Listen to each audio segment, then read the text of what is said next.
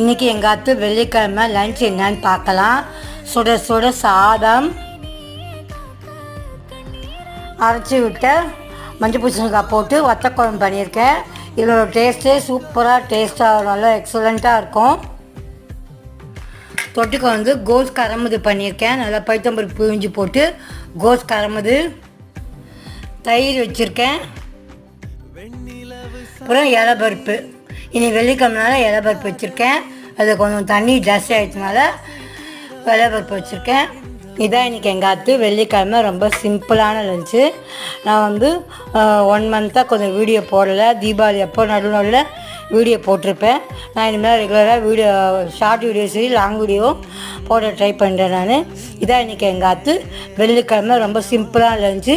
Video பாருங்கள், உங்களை subscribe பண்ணுங்கள், லைக் பண்ணுங்கள், ஷேர் பண்ணுங்கள், கமெண்ட் பண்ணுங்கள். தேங்க்யூ, பாய்.